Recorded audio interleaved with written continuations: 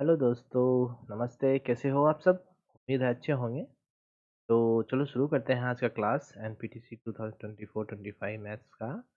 हम daily 5 question previous year के analysis करते हैं शॉर्ट ट्रिक्स के साथ। तो आज हमारा क्लास नंबर 3 है। उम्मीद है आपको पहले 2 क्लास अच्छा लगा होगा। अगर आपका कोई डाउट है, कोई सजेशन है तो प्लीज़ कमेंट कीजिए। तो हम अब शुरू करते हैं आज का क्लास का पहला question. Question number 1, P is twice as efficient as Q।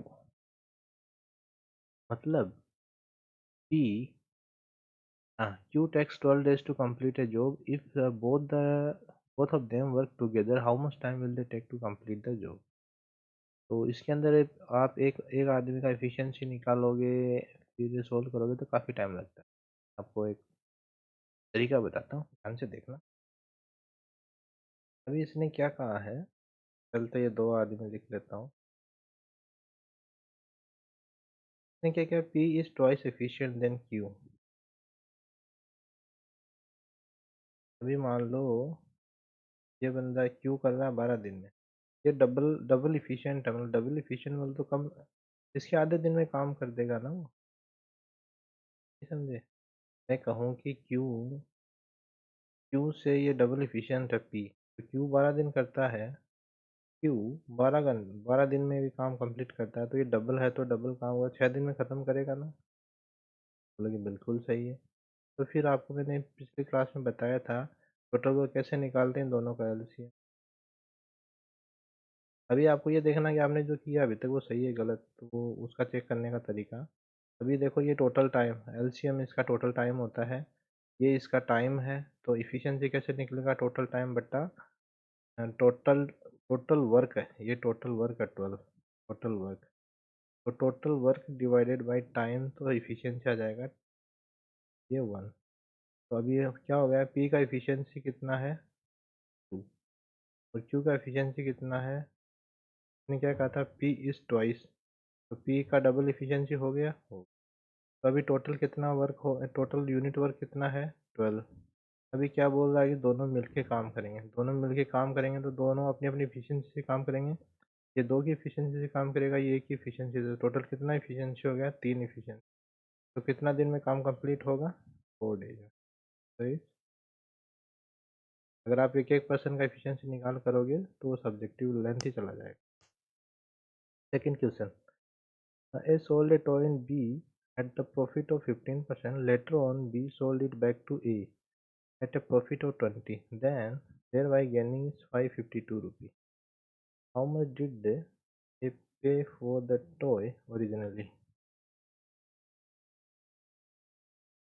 डालते हैं, देखो मान लेते हैं ये ए है, ये बी ने वापस ए को, तो बी ने मान मान लेते हैं कि इसने 100 रुपये में ने खरीदा था, उसने इसको 15% के प्रॉफिट में बेचा,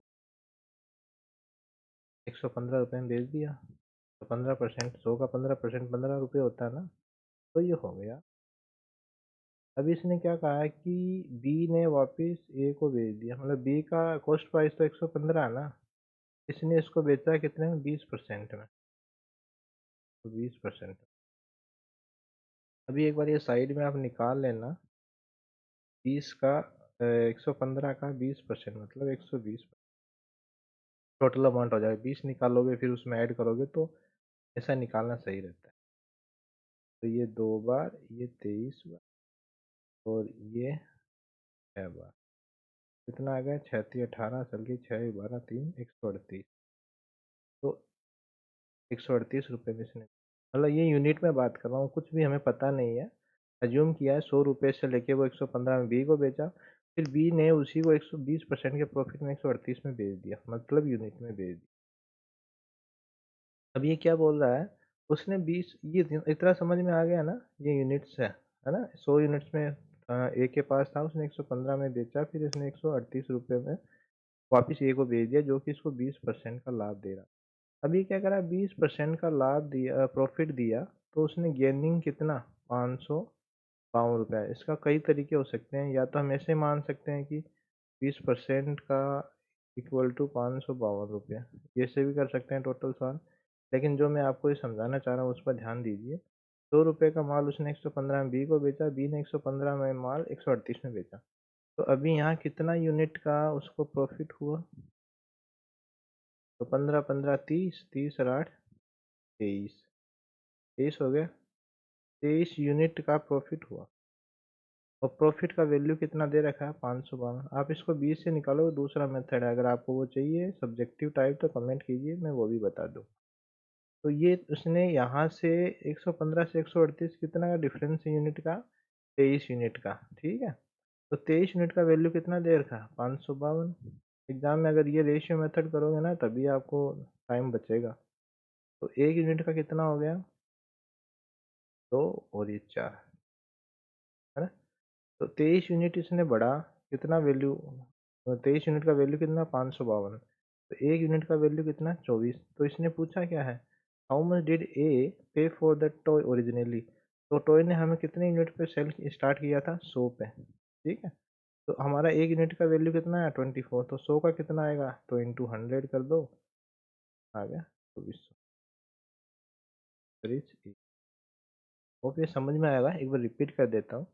ए के पास 100 रुपये में था आइटम, उसने 15% के प्रॉफिट में बेचा, तो 115 में बेचा। फिर 115 वाला उसको 20% के प्रॉफिट में, तो मैंने 115 का 20% निकाला यहाँ पे, क्योंकि मेरे को 138 मिला तो 138 में। अभी 115 से वो कितना यूनिट ऊपर गया? 23। 23 यूनिट का हमें वैल्यू दे रखा है 552। 552 से एक यूनिट का निकाला तो 24। तो इसमें ओरिजिनली ए का पूछा, ए कितने पे चला था? 100 पे। 100 पे इसने स्टार्ट किया था ना, तो 100 से मल्टीप्लाई किया तो 2400 रुपये। ठीक है। इसको अलग अलग भी आप कई मेथड से निकाल सकते हो, लेकिन एग्जाम पॉइंट ऑफ व्यू से ये बेस्ट मेथड है। होप आपको समझ में आ रहा होगा। नेक्स्ट चलते हैं। A wire when bent in form of square encloses an area 484 square centimeter. If the same wire is bent in the form of circle, then what is the area enclosed by it? देखो, एक तरफ इसने square area दे रखा है और इसने इसको circle में बेंड किया है। एरिया से इसने सर्कमफ्रेंस मतलब सर्कल डायग्राम से समझ, ये एक स्क्वायर है। स्क्वायर ऐसे चारों भुजा सेम है। ठीक है। तो इसका इसका एरिया कितना होता है? मतलब ए स्क्वायर इक्वल टू 4। ठीक है। तो अभी ये क्या, ए कितना आ गया? 20। लेकिन अब इसने क्या किया?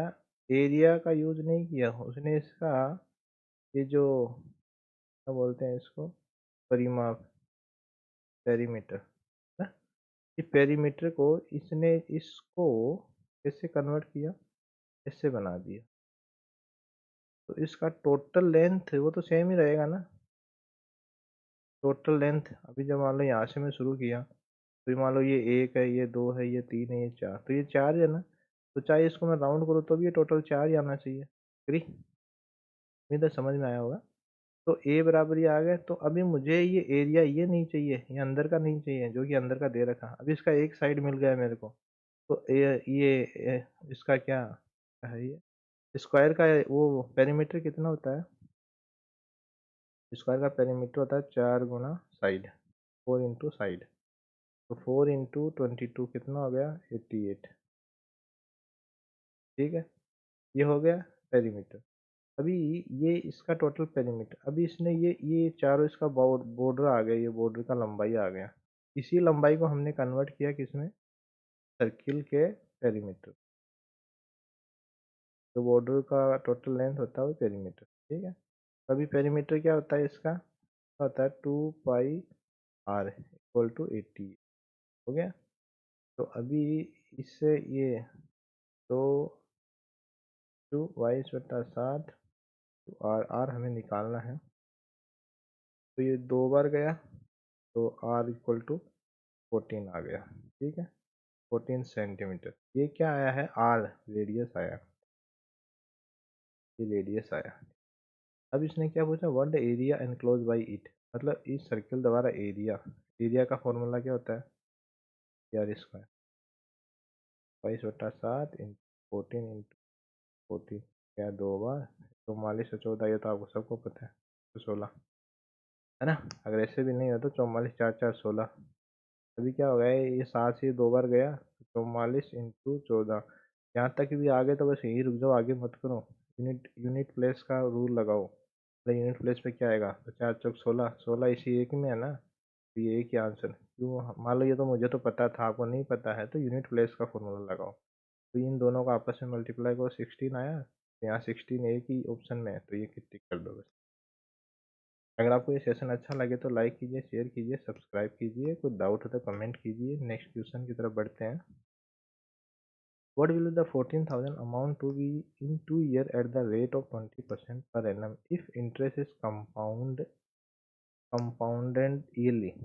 देखिए, इस क्वेश्चन को आप फॉर्मूले से करोगे तो काफ़ी टाइम लग जाएगा। एक फ्रैक्शन मेथड से बताता हूँ।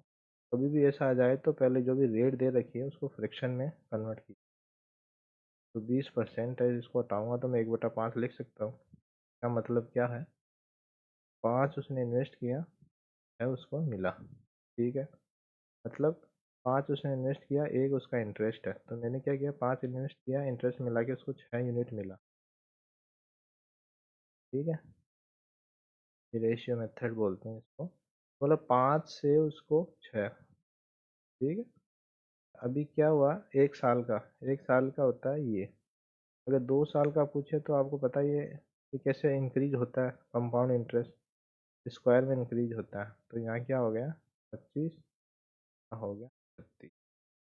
अभी ये कितना इंक्रीज हुआ, 11 यूनिट, क्योंकि हमें अभी नहीं चाहिए। हमें क्या पूछा है, compounded, what will the amount in 2 year if the interest compound. मतलब ये इसने क्या पूछा है, इसने पूछा है अमाउंट, तो मतलब टोटल अमाउंट कितना होगा। तो अभी हमें पता लग गया कि ये हमारा 25 क्या है, नहीं मैंने यहाँ क्या कहा, 5 यूनिट उसने इन्वेस्ट किया और 6 यूनिट उसको मिला, 1 यूनिट उसका इंटरेस्ट है। तो 5 यूनिट के इक्वल क्या है, कितना अमाउंट दे रखा है, हमारा इन्वेस्टेड अमाउंट कितना है, 40,000। ये 1 ईयर का है, लेकिन 2 ईयर का चाहिए हमें, तो कितना हो गया, 40,000। अभी हमें क्या निकालना है, इसको टोटल अमाउंट होगा। अगर आप इसका इंटरेस्ट निकाल के इसमें ऐड करोगे वो भी कर सकते हो, लेकिन हमें पूछा क्या गया इसने, हमें टोटल अमाउंट पूछा इसने। ठीक है, मतलब टोटल अमाउंट, प्रिंसिपल भी नहीं पूछा, अमाउंट पूछा, ना इंटरेस्ट पूछा। तो हम मान लो इसका इंटरेस्ट निकालेंगे, फिर प्रिंसिपल में ऐड करेंगे, तो ये फिर 5-10 सेकंड खराब होता है, तो डायरेक्ट निकालते हैं। तो जब हमें पता है 25 का वैल्यू ये है, 36 का वैल्यू कितना होगा, तो निकाल लो। अभी अगर मान लो ऐसे नहीं निकले तो इसको ऐसा कर लो, 40 × 4, 400। फिर मैंने इसको टुकड़े कर दिए, 400 है ना, 40,000, 100। 25 के 100 में दिया तो 4 आता है ना, तो कितना हो गया, 1600। ठीक है, मतलब इसको 16 से मल्टीप्लाई किया तो 40,000 आता है, तो 1600। ठीक है, तब जाके इतना आता है। तो और जब इसको 16 से मल्टीप्लाई, तो इसको भी 16 से मल्टीप्लाई करो। रेशियो मेथड तो सेम है ना, ये एक बढ़ेगा तो दूसरा ही बढ़ेगा। तो अभी देखो, 6 6 36। ठीक है, 2 शून्य तो कॉमन है सब में, तो ये गया, ये गया, ये 2 बचे। अब इन 2 में से क्या आएगा, देख लो। अभी इनका यूनिट प्लेस देखो, तो ये क्या हुआ, 36 × 16। तो 6 × 6 36 होता है ना, तो यूनिट प्लेस कितना, 6, थर्ड प्लेस, मतलब 2 शून्य तो है ही सब में, थर्ड प्लेस 6 है, थर्ड प्लेस 6 इसी में है। ये इसका आंसर। बस यही है, ये हमारा दिमाग लगाना है। मैं आपको बस यही सिखाना चाहता हूँ कि कम से कम समय में हमें क्या दिमाग लगाना। अभी आप मान लो इसको सोल्व करते हैं, मल्टीप्लाई करते थे, तो 5-10 सेकंड और हमारा खराब होता। तो ये यूनिट प्लेस का फॉर्मूला हमेशा ध्यान रखो। तो यहाँ पर ये 2 तो यहीं कट गए। बस एलिमिनेशन मेथड, मतलब ऑप्शन एलिमिनेट करना सीखो। ये जब आप सीख जाओगे तो आपको बहुत अच्छा रहेगा। Next question, how long will a sum of money take to double it is invested in 9.09% per annum simple interest. इसमें देखिए, इसमें सीधा सा आपको पता है सिंपल इंटरेस्ट का फॉर्मूला। इंटरेस्ट का फॉर्मूला क्या होता है, PRT/100, है ना। अब इसने क्या करा, डबल हो जाना चाहिए। डबल हो जाने से मतलब मान लो 100 रुपये है तो डबल कितना होगा, 200। मतलब ब्याज भी उतना ही हो जाना चाहिए, ये है ना मतलब इसका। डबल बोले तो क्या मतलब, जितना इन्वेस्ट किया उतना ही उसको ब्याज मिलना। ठीक है, तो ये क्या हुआ, मान लेते हैं एक्स है इंटरेस्ट, तो प्रिंसिपल भी सेम होगा, एक्स ही होगा, सेम होगा। करेक्ट। तो अभी ये तो दो तो कट ही गए, एक्स एक्स तो कट ही गए। अभी क्या हमें टी निकालना है, तो टी बराबर क्या आ गया, 100/9, 100/t। ठीक है। क्या किया, ये 100 को यहाँ ऊपर ले गया और टी को नीचे ले आया। 100/9.09। अगर ये मैं इसका पॉइंट हटाऊंगा तो कितना आएगा, देख, इसको डिवाइड करो, देखो 909 को तो 1000 में ये मल्टीप्लाई कर लो तो कितना हो गया, 10,000 हो गया ना ये। ठीक है, 1000 हो गया। अब 909 हो गया, 909 में एक एक तीन तीन में दिया एक बार, 909 में तो कितना बचा, ये 91 बच गया। 91 के आगे फिर एक और जीरो, 910 हो गया। 910 में फिर 909 फिर एक बार गया, फिर समथिंग कुछ भी आन दो। तो 11 तो हमें मिल ही गया ना, प्रॉपर एक round round figure, round of figure 11 मिल गया। तो इसका आंसर क्या। तो दूसरा तरीका देखो, अगर आपको मतलब बहुत कम समय है, आप पूरा पूरा कॉमन सेंस लगाना चाहते हो, तो देखो यहाँ पर ये 9.09, मतलब यहाँ जो फॉर्मूला है पी आर टी मल्टीप्लाई, तो इसमें सेम आ रहा है। तो ये मल्टीपल ऑफ किसका है, मल्टीपल ऑफ 3 और 11 है, मल्टीपल 3 और 11। तो इसके अंदर ये भी नहीं होगा, ये भी गया, ये भी गया। अब बचे दो ऑप्शन, दो ऑप्शन में आपको अगर लगता है कि तुम्हें अटेम्प्ट करना है, तुक्का मारना है, तो ऐसे मार सकते। तो मुझे 50% तो यही अंदाजा हो गया कि इनका आंसर इन दो में से है। ठीक है, तो ज़्यादा ऑप्शन ये 11 का रहेगा, ये जिसे परफेक्टली मल्टी डिवाइड हो रहा है। 12 भी हो सकता है, लेकिन ये जब आपको तब लगेगा जब आप ज़्यादा प्रैक्टिस कर लोगे। तो अभी तक तो मैं आपको यही रेफर करूँगा कि आप यही फॉर्मूला करें। ठीक है, हाँ, कॉमन सेंस यूज़ ना करें अभी। होप आपको समझ में आएगा, कुछ डाउट हो तो कमेंट कीजिए, और सेशन अच्छा लगे तो सब्सक्राइब एंड लाइक कीजिए। Thank you.